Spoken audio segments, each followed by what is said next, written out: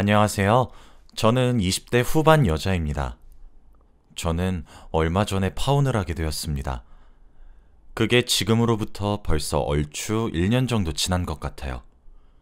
그런데 아직까지 헤어졌던 그 사람과 그 사람의 부모님 되시는 분으로부터 연락이 오고 있어요.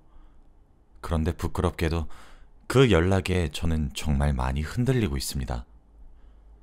제가 이렇게 사연을 쓰게 된 이유도 여기 계신 인생 선배님들께서 제게 따끔하게 말씀해 주시길 바래서입니다. 제가 정신을 번쩍하고 제대로 차릴 수 있도록 말이에요. 편의상 남자친구라고 지칭하도록 하겠습니다.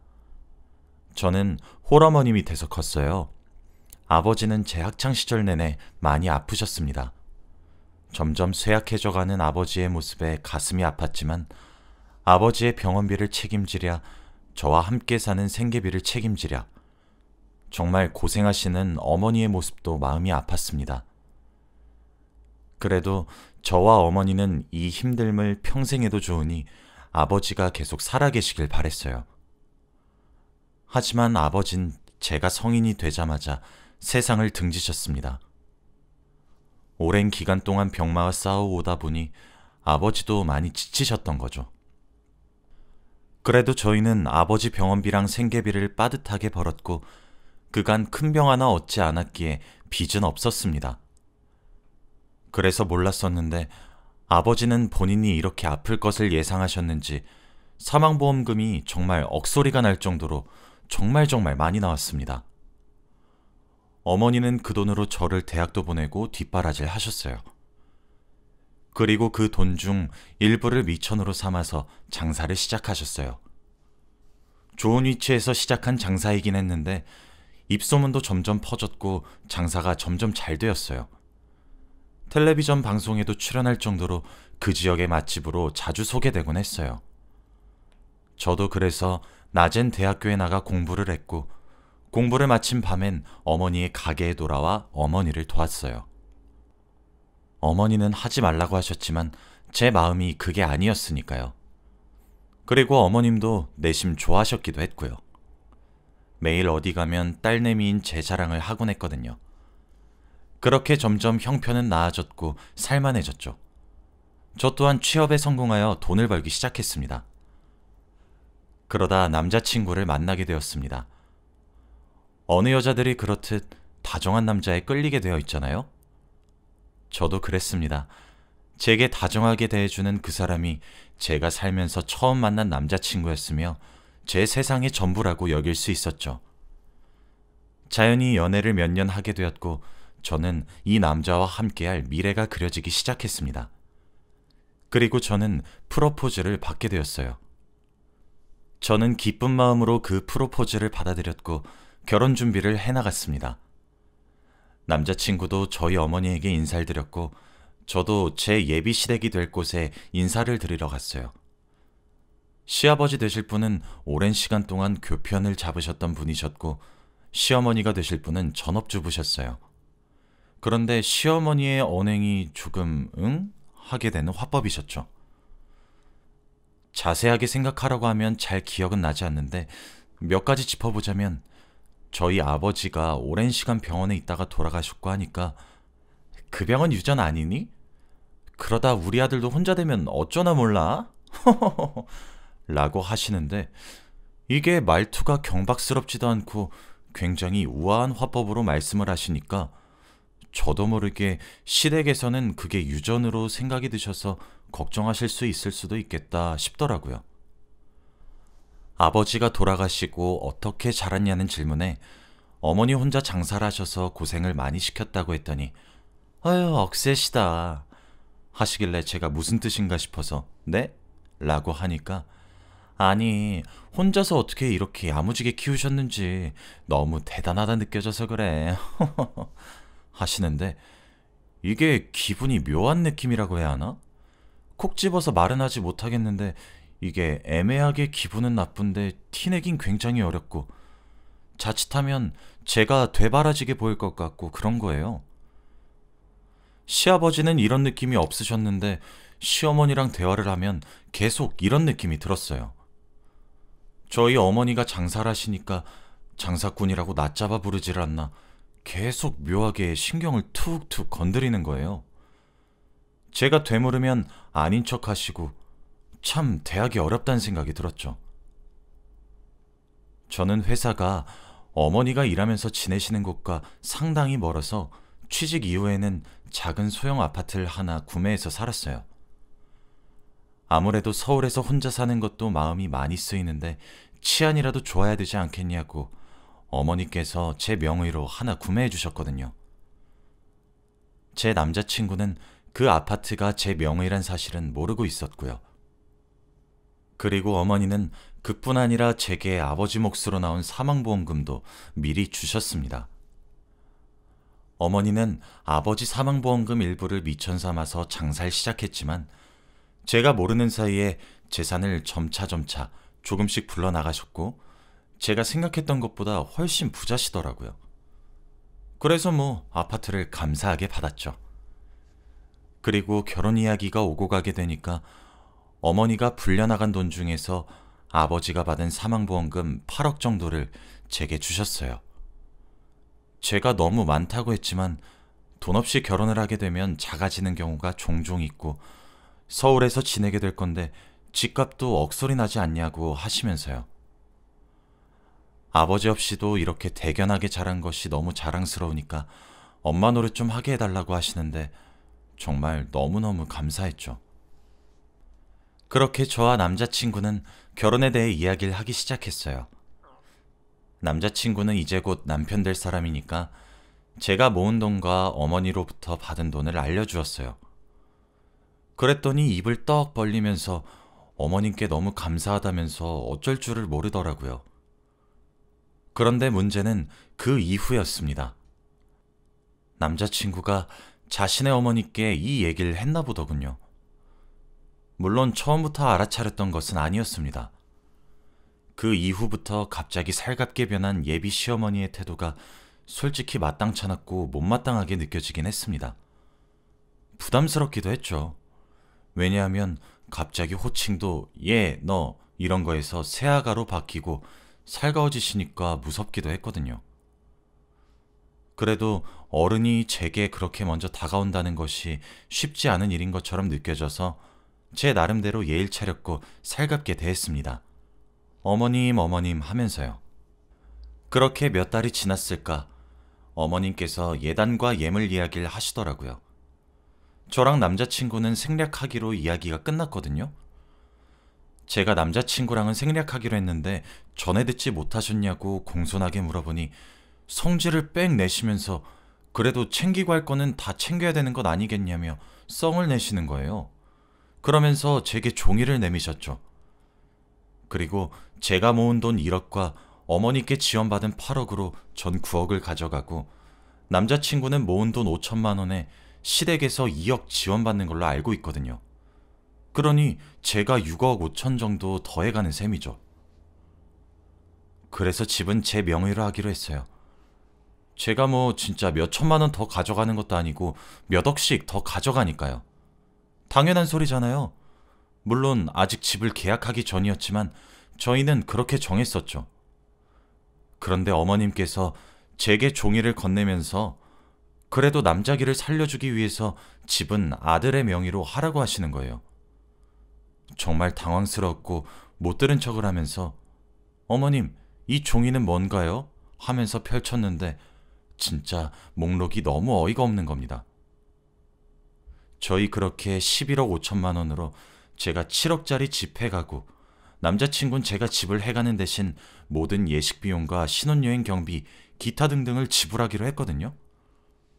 그리고 남은 돈은 저희 부부 비상금으로 쓰기로 했고요. 그렇게 남자친구 돈은 많이 깨져봤자 대충 1억이라고 치면 저희가 남길 예상 비상금은 3억 5천만 원 정도였어요. 그런데 어머니께서 내미신 목록의 금액이 딱 3억 5천만 원이더군요. 처음엔 숫자를 잘못 세웠나 싶었습니다. 그런데 3번이나 다시 세어도 3억 5천만 원이 맞더라고요. 목록의 내용도 정말 가당치도 않아요. 에르메스라는 최고급 명품 가방 3개, 밍크 모피 코트 2벌, 최고급 전자제품들과 동시에 본인 희망사항이 적혀 있더라고요. 제가 다시 종이를 접어 어머님께 돌려드리며 어머님, 저랑 남자친구가 정했을 때는 제가 집을 해가긴 하지만 서로 예물과 예단을 주고받지 말고 저희끼리 잘 살자고 얘기가 된 것으로 알고 있는데 그럼 제가 저것들을 다 준비하면 저도 받을 수 있나요? 라고 아주 공손하게 여쭈었더니 어머님이 정말 아무렇지도 않게 호호 웃으시며 어머, 세아가 너는 여자이지 않니? 원래 이렇게 사소한 것들은 여자들이 챙기는 거야. 역시 어리다 어려 하시는 거예요. 어머님, 제가 웬만하면 어머님이 원하시는 대로 맞춰드리고 싶은데 금액이 너무 커요. 저희 집 구하고 예식이랑 신혼여행에 돈 쓰고 남은 돈은 혹시 모를 미래를 대비해서 저축하기로 했어요. 그런데 예기치 않게 저희가 예상한 비상금의 액수와 딱 맞아 떨어지네요. 그리고 제 쪽에서 일방적으로 해달라고 하시는 것도 조금 솔직하게 말씀을 드리자면 언짢습니다. 오늘 이야기는 못 들은 걸로 할게요. 죄송합니다. 하고 자리에 일어서려고 했어요. 그런데 어머님의 표정이 180도 바뀌면서 제게 호통을 치시고 소리를 높이면서 눈앞에 놓여있던 커피를 제게 뿌리시는 것이 아니겠어요? 애비 없이 자른 며느리 될 사람이라 우냐우냐 해주었더니 어따 대고 두 눈 똑바로 뜨고 어른들이 하면 내내 하면 따를 것이지 따박따박 말댔구야. 너희 엄마가 너 그렇게 가르쳤니? 이래서 집안을 보고 결혼해야 된다니까. 됐다. 내 눈앞에서 당장 사라지거라. 기분 드럽게 진짜 하시는 거예요. 저는 순간적으로 제게 무슨 일이 일어났는지 파악조차 되질 않았습니다. 근데 그때 제가 정신이 번쩍 들더라고요. 이 아줌마랑 엮이면 안 되겠다는 생각이요. 돌려드리려고 했던 목록이 적힌 종이는 제가 다시 챙겼어요. 파혼할 건데 원인이 남자친구의 어머니이므로 위약금을 내게 하기 위한 증거로요. 종이를 챙겨나가는 제 모습에 무슨 희망을 보신 건지는 모르겠지만 나가는 길에 종업원분께 잠시 밖에서 이야기를 할 수 있겠냐고 물었고 다행히 종업원분도 당황하시는 듯 하였으나 절 따라 나와 주셔서 그 자리에서 CCTV를 주실 수 있겠냐고 조용히 얘기를 드렸습니다. 원래는 경찰 동행하에 주시는 곳도 많은데 그곳에서는 바로 주실 수 있다고 하시더라고요. 제 메일 주소와 전화번호를 적어드리고 난 이후에 전 집으로 돌아갔습니다. 집에 돌아왔는데 어머니로부터 전화가 울리더라고요. 정말 아무렇지 않은 티를 많이 낸다고 냈는데 막상 어머니의 목소리를 들으니 저도 모르게 그만 왈칵 눈물이 쏟아졌어요. 어머니는 제 눈물 섞인 이야기를 차분하게 들어주셨고 일단 진정하라고 저를 달래셨어요. 그러고 난 이후 이 결혼은 다시 생각을 해보자 하셨죠. 저도 그 말에 동의를 했어요. 어머니가 그러시더라고요. 시어머니 자리에 앉을 사람이 너무 독하다고요. 그리고 이 이야기는 어른들끼리 다시 해봐야 할 것 같으니 일단 가만히 있으라고 하셨죠. 사실 그로부터 며칠 뒤에 양가 부모님을 모시고 식사 자리가 마련되어 있었거든요. 상견례도 할 겸 겸사겸사로 마련한 자리였어요. 사실 저랑 남자친구가 알아서 결혼 준비를 착착 하고 있었고 저희 어머니랑 시아버지 되실 분께서 바쁘시다 보니까 부모님들끼리 인사를 나눈 자리는 자꾸 미뤄졌었거든요.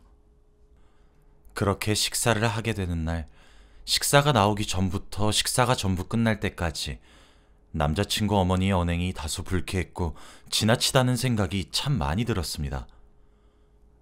저에게만 그렇게 얕잡아 보시는 거면 아무렇지 않았는데 혼자서 고생고생해서 키워준 저희 어머니까지 싸잡아 낮은 사람 대하듯 대하시니 참 기분이 이상하더군요. 남자친구랑 남자친구네 아버지도 이상하다고 생각했던 것인지 두 사람 다 어머님께 몇 번씩이나 주의를 주고 그렇게 굴어도 들은 채도 하지 않으시는 듯 했어요. 식사가 다 마무리되고 디저트가 나와 입가심을 할 때 저희 어머니가 입을 여셨습니다. 저번에 저희 딸과 만났다고 들었습니다. 하시면서요. 어머님께서 네, 이제 저희 집 며느리 될 아이니까 좀 데리고 다녔습니다. 하셨죠. 네, 압니다. 집에 새롭게 들어올 가족이 되니까 데리고 다니시며 이것저것 하고 싶은 것도 이해가 되죠. 다름이 아니라 딸아이에게 들었습니다만 제 딸아이 얼굴에 커피를 뿌리셨다고 들었는데 그것에 대해 설명을 좀 듣고 싶습니다. 저희 어머니께서 그 말을 끝내자마자 남자친구랑 아버님께서 소스라치게 놀라시면서 어머님을 붙잡고 그게 사실이냐고 물어보셨어요. 어머님은 당황하는 듯 하면서 제게 너 입 정말 싸다. 결혼하고 나서도 그렇게 엄마 하면서 이럴 거니? 그리고 사돈, 전후 사정도 듣지 않고 제게 이러시면 안 되는 겁니다. 제게 바락바락 대들길래 저도 순간 이성을 잃고 그렇게 행동했던 건데 지금 생각해보니 다소 지나쳤던 것 같네요. 사과드릴게요. 아가, 미안하구나. 하셨어요. 아버님께서 여보! 지금 그게 무슨 태도야? 하셨고 남자친구는 엄마 라고 말을 하며 안절부절했죠. 그런데 어머님의 발언은 저희 어머니의 화를 부추기는데 일조했어요. 어머니는 제게 그 종이를 꺼내라고 얘기하셨고 저는 그 종이를 어머니께 건네었죠. 어머니는 종이를 읽어내려가기 시작했습니다. 에르메스 명품 가방 3개에 밍크 모피 코트 2벌. 사돈? 이제 신혼이고 젊은 아이들에게 1000만 원이 넘는 텔레비전은 대체 뭡니까? 그리고 냉장고 가격 또한 아주 몇백은 우습네요. 어머니의 말에 아버님께서 자리에 일어나 고개를 숙이며 사돈, 마음 푸세요. 정말 죄송합니다. 저와 상의 없이 일어난 일인데 제가 단속을 제대로 하지 못했어요. 그냥 그 종이 버리시면 안 되겠습니까? 정말 죄송합니다. 하셨고 남자친구도 따라 일어나 어머님 정말 죄송합니다. 했죠. 어머님만 꼿꼿이 앉아 계셨죠. 아니 내가 뭘 그렇게 커다란 욕을 했다고 그래? 하시면서요. 사돈? 사돈이라고 부르지도 마세요. 우리 남편이 죽고 싶어서 죽었습니까? 제 남편이라고 떠나면서 세상에 둘만 남겨질 거 가슴 저리지 않았을 거라고 생각해요? 저 우리 남편 그렇게 병으로 세상 떠나고 정말 사력을 다해서 죽을 뚱살뚱해가며 우리 딸 귀하고 곱게 길렀어요. 어디 가서 애비 없는 자식 새끼라고 흉들을까 싶어서 집에서 가정교육도 아주 엄하게 시켰습니다. 그런데 나도 귀에서 손 한 번 대지 못하고 쥐면 부서질까 불면 날아갈까 그렇게 키운 내 새끼한테 커피를 뿌려? 당신 제정신이야? 아니 막말로 이 결혼 우리가 기울어 이 여자야. 당신이 보낸 리스트? 그래 그까짓 거 사서 보내지 못할 것도 없지. 그럼 그쪽 집안은 뭐 해오는데? 뭐 롤렉스 시계나 외제 찬데라도 해올 거야? 어떤 나라에는 집 참금까지 처가댁에 쥐어가며 귀하게 여자를 데려온다는데 집도 우리가 하고 혼수도 우리가 하고 그렇다고 시어머니 자리가 좋기라도 하면 내가 말을 안 하지. 지금 이게 무슨 경우 없는 짓이야? 어머니는 사자우를 터뜨리시며 분노하셨죠. 우리 집에 돈 맡겨놨어? 뭐? 밍크 코트? 연병하고 자빠졌네 진짜. 살다 별거를 참. 자네, 나는 이 결혼 절대 허락 못하네. 내 눈에 흙이 들어가도 찬성 못해. 내가 왜 내 딸이 가시밭길 들어가겠다는 걸 지지해주나? 입장 바꿔 생각해보게. 내가 자네한테 이렇게 대하던가? 백년 손님처럼 대해주지 않았던가? 지금 경우 없는 집안이 대체 누구 집안인지 생각을 해보란 말이야.